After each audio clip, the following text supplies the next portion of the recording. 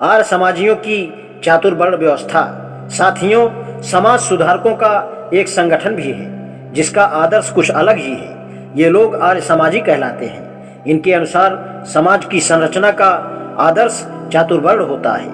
इन्होंने भारत की अब तक की 4000 जातियों के बजाय सिर्फ 4 श्रेणियों में बांटा है।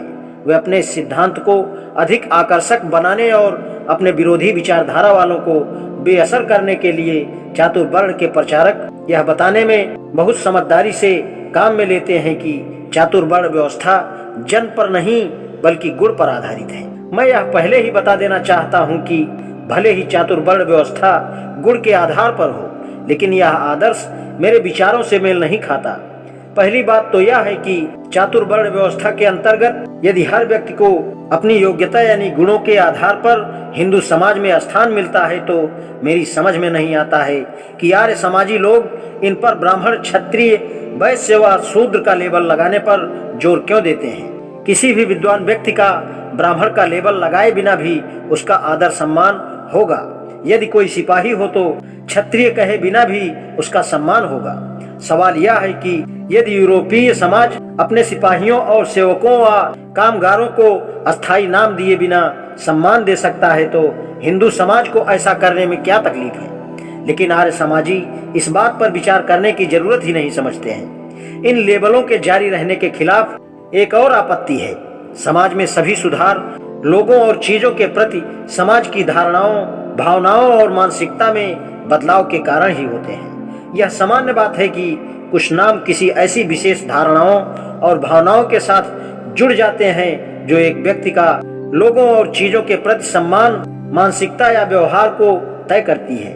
ब्राह्मण, क्षत्रिय, वैश्य और शूद्र ऐसे नाम हैं जो हर एक हिंदू के मन में, दिलो दिमाग में एक विशेष व अस्थायी धारणा के रूप में जुड़े होते हैं और वह धारणा है जन्म आधारित आ रही व्यवस्था को दर्शाती है। जब तक ये नाम बने रहेंगे हिंदू लोग ब्राह्मण, क्षत्रिय, वैश्य और शूद्र नामों को जन्म के आधार पर व कार्यों के ही ऊंच और नीच पर ही विचार करते रहेंगे और उसी के अनुसार जीवन में अमल भी करते रहेंगे।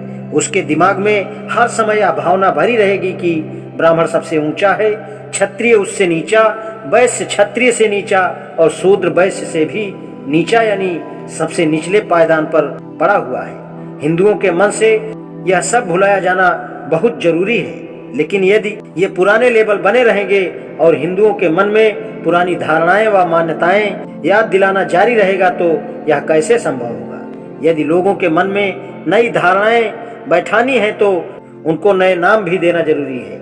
पुराने नामों को जारी रखने का अर्थ है सुधार को व्यर्थ करना। चातुर्वर्ण व्यवस्था को गुणों के आधार पर बताकर उस पर ब्राह्मण, क्षत्रिय, वैश्य और शूद्र जैसे सड़े गले बदबूदार नामों को लगाना जन्म पर आधारित सामाजिक विभाजन को स्पष्ट करते हैं तथा ऐसी व्यवस्था पाखंड का भ्रमजाल है। आज इतना ही। शेषकाल। धन्यवाद।